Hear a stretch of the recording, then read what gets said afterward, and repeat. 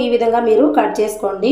ఖచ్చితంగా మీకు హ్యాండ్ దగ్గర కానీ అలాగే ఈ ఫ్రంట్ పార్ట్లో కానీ ముడతలు అనేవి అస్సలు రావండి. బ్యాక్ పార్ట్లో కూడా మనకి ముడతలు రాకుండా ఏ విధంగా కట్ చేసుకోవాలని చాలా వివరంగా నేనైతే ఇంతకు ముందు వీడియో చేశాను. సో ఆ వీడియో చూడండి. ఆ వీడియో చూస్తే మీకు ఖచ్చితంగా బ్లౌజ్ ఫిట్టింగ్ అనేది ఎక్కడ పోతుంది, ఎలా చేస్తే ఫిట్టింగ్ వస్తుంది అనే విషయం అయితే చాలా క్లియర్గా మీకైతే అర్థమైపోతుందండి. సో వీడియో నచ్చితే తప్పకుండా లైక్ చేయండి, కొత్త వారైతే సబ్స్క్రైబ్ చేయండి. హాయ్ అండి, ఇంతకు ముందు వీడియోలో బ్యాక్ పార్ట్ కటింగ్ అయితే చూసాం కదా. ఇప్పుడైతే మనకి ఫ్రంట్లో మీకు హ్యాండ్స్కి కానీ అలాగే ఫ్రంట్ పార్ట్లో చంకల కింద కానీ ముడతలు రాకూడదు అంటే ఎలాంటి టిప్ ఫాలో అయితే ముడతలు రావు అనేది ఈ వీడియోలో చూద్దామండి. ఇప్పుడైతే మనము ఫస్ట్ హ్యాండ్ కటింగ్ అలాగే ఫ్రంట్ పార్ట్ కటింగ్ చూద్దాం. ఒకవైపు అయితే బ్యాక్ పార్ట్ కట్ చేసాం కదా, ఇంకొక మిగిలిన వైపు వచ్చేసి ఇలాగా ఒక ఫోల్డింగ్ మీద ఉన్న క్లాత్ని ఇంకొక ఫోల్డింగ్ ఇలా వేసుకోవాలండి. ఇలా ఫోల్డింగ్ వేసినప్పుడు కొంచెం క్లాత్ తగ్గించి ఫోల్డింగ్ వేసుకోండి. తర్వాత బ్యాక్ పార్ట్ తీసేసుకొని ఇలాగా ఈ చంక రౌండ్ మొత్తం కూడా ఖర్చులతో పాటు కలిపి ఇలా చెక్ చేసుకోవాలి. ఇలా చెక్ చేసుకుంటే మనకి ఎంతైతే వస్తుందో దాంట్లో 1 ఇంచ్ తగ్గించుకొని ఈ వెడల్పు అయితే ఉండాలి. ఇక్కడ నాకు 11 ఇంచులు వచ్చింది, 10 ఇంచులు ఈ వెడల్పు అనేది ఉండాలి. సో కరెక్ట్గా ఉంది కదా. ఇలా వేసాక ఈ కింద వైపు క్లాత్ అనేది హెచ్చు తగ్గులు లేకుండా స్ట్రైట్గా ఒక మార్కింగ్ వేయండి. 1/2 ఇంచు ఖర్చు కోసం మార్కింగ్ వేసుకోండి. ఫస్ట్ వేసిన మార్కింగ్ దగ్గర ఎక్స్ట్రా పీస్ కట్ చేసేయండి. ఈ 1/2 ఇంచు మార్జిన్తో విడిచిపెట్టండి. తర్వాత వచ్చేసి కొలత బ్లౌజ్ తీసేసుకోవాలి. కొలత బ్లౌజ్ తీసేసుకొని హ్యాండ్ లూజ్ అయితే చెక్ చేసుకుంటున్నాను. ఇక్కడ నాకు 6.5 వచ్చిందండి. ఒక 1/2 ఇంచ్ అయితే పెంచుతున్నాను, టైట్గా ఉందన్నారు hand. So hand loose marking వేసేసాం కదా. తర్వాత వచ్చేసి హ్యాండ్ పొడవు అయితే చెక్ చేసుకోవాలి. హ్యాండ్ పొడవు వచ్చేసి 7.5 ఉంది మనకి.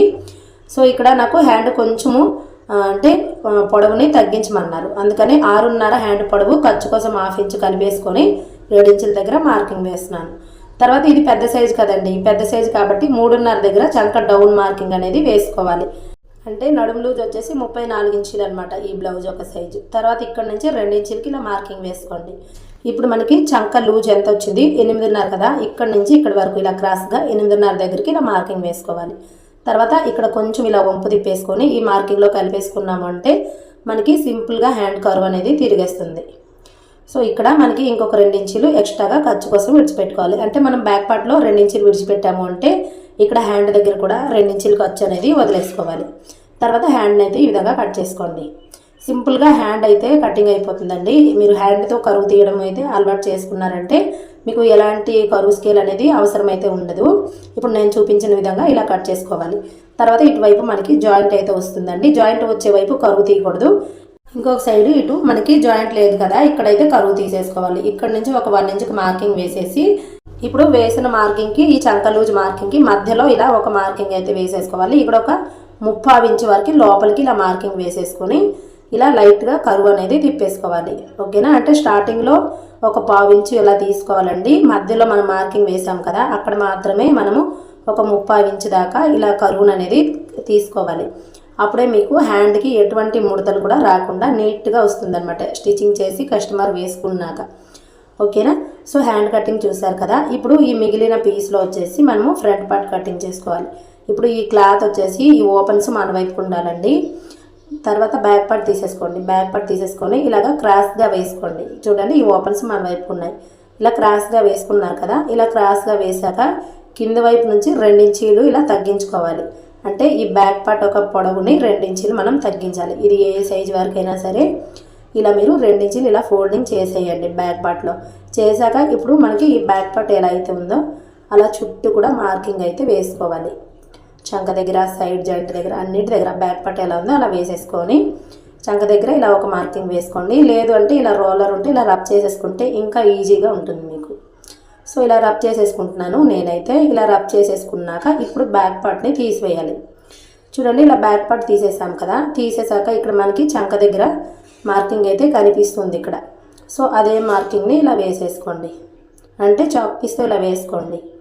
ఇలా వేసుకున్నాక ఇప్పుడు మీకు సింపుల్ టిప్ ఏంటంటే ఇక్కడ నుంచి ఒక 1/2 ఇంచు లోపలికి ఇలా మార్కింగ్ వేసి ఇలా ఈ స్ట్రైట్గా మార్కింగ్ తీసుకొచ్చేసి దీంట్లో కలిపేసండి. ఇక్కడ ఒక ఎల్ షేప్ లాగా ఇవ్వండి. ఇప్పుడు ఇక్కడ నుంచి 1.5 ఇంచులు ఇలా తీసేసుకోవాలి.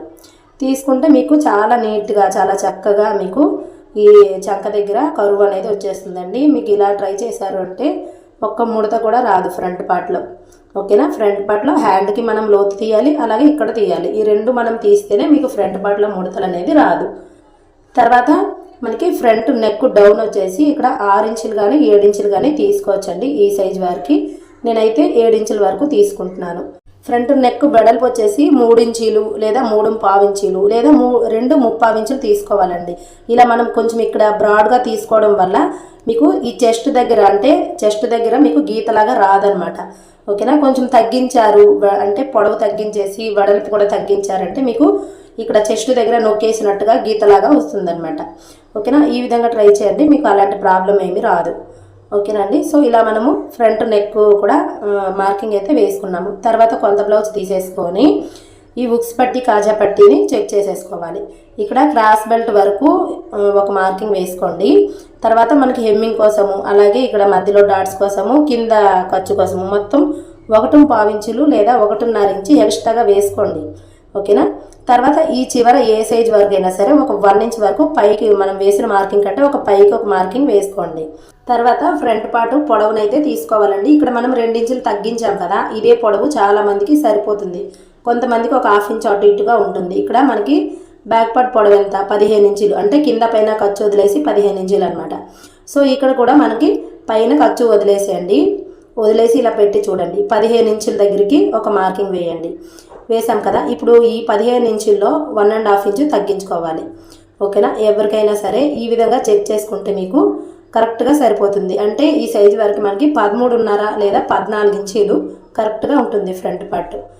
తర్వాత ఇక్కడ నుంచి 2.5 ఈ మధ్యలో 2.5 ఇంచీలు లేదా 3 ఇంచీలు కూడా వేసుకోవచ్చు. ఓకేనా. తర్వాత ఇలా రౌండ్ షేప్ అయితే ఇచ్చేసేయండి, అంటే ఫ్రంట్ పార్ట్ షేప్ అయితే ఇలా ఇచ్చేసేయండి. తర్వాత ఉక్స్ పట్టి కాజా పట్టి మధ్యలో గ్యాప్ రాకూడదంటే ఈ చివర ఒక 3.5 ఇంచులు కానీ 1 ఇంచు కానీ తీసుకోవచ్చండి. ఈ సైజు వారికి చిన్న సైజ్ అయితే ఒక 1/2 ఇంచు తీస్తే సరిపోతుంది. ఓకేనండి. సో ఇప్పుడైతే మొత్తం అయితే కటింగ్ చేసేస్తాము. ఎలా మార్కింగ్ వేసామో అలా కటింగ్ చేసేస్తాం కదా. ఇప్పుడు మెయిన్ డాట్స్ ఒక పొడవుని కూడా మార్కింగ్ వేసుకోవాలి. ఎక్కడెక్కడైతే మనం మార్కింగ్ వేసామో అక్కడంతా కూడా ఇలా చిట్కాలు అయితే వేసేసేయండి. ఓకేనా. సో ఇలా చిట్కాలు వేసుకున్నాము. ఇప్పుడు మనము మెయిన్ డాట్స్ కోసం మార్కింగ్ వేసుకోవాలి. ఈ మెయిన్ డాట్స్ యొక్క పొడవు వచ్చేసి ఇక్కడ నేను 2.5 ఇంచులు వేస్తున్నాను. మీరు కొంచెము అంటే చెస్ట్ దగ్గర కొంచెం కూసుగా వద్దు అనుకుంటే ఒక 1/2 ఇంచు తగ్గించుకున్నా ఏం పర్లేదండి. లేదు అంటే చెస్ట్ కొంచెం హెవీగా ఉంది అంటే ఒక 1/2 ఇంచు పెంచుకున్నా ఏం పర్లేదు. సో ఇప్పుడు ఈ రెండింటికి మధ్యలో గ్యాప్ ఎంత వచ్చిందో ఈ 3 డాట్స్ కూడా అంతే గ్యాప్ వచ్చేలాగా చూసుకోండి. ఈ వేసిన మార్కింగ్స్ రెండో వైపు కూడా రావాలి కదా. ఇలా ఈ వీల్ మార్కర్తో ఇలా రబ్ చేసేసుకుంటే మనకి వెనకాల కూడా మార్కింగ్స్ అనేవి క్లియర్గా కనిపిస్తాయి అన్నమాట. సో ఈ విధంగా మీరు కట్ చేసుకోండి. ఖచ్చితంగా మీకు హ్యాండ్ దగ్గర కానీ అలాగే ఈ ఫ్రంట్ పార్ట్లో కానీ ముడతలు అనేవి అస్సలు రావండి. బ్యాక్ పార్ట్లో కూడా మనకి ముడతలు రాకుండా ఏ విధంగా కట్ చేసుకోవాలని చాలా వివరంగా నేనైతే ఇంతకుముందు వీడియో చేశాను. సో ఆ వీడియో చూడండి. ఆ వీడియో చూస్తే మీకు ఖచ్చితంగా బ్లౌజ్ ఫిట్టింగ్ అనేది ఎక్కడ పోతుంది, ఎలా చేస్తే ఫిట్టింగ్ వస్తుంది అనే విషయం అయితే చాలా క్లియర్గా మీకు అయితే అర్థమైపోతుందండి. సో వీడియో నచ్చితే తప్పకుండా లైక్ చేయండి. కొత్త వారైతే సబ్స్క్రైబ్ చేయండి.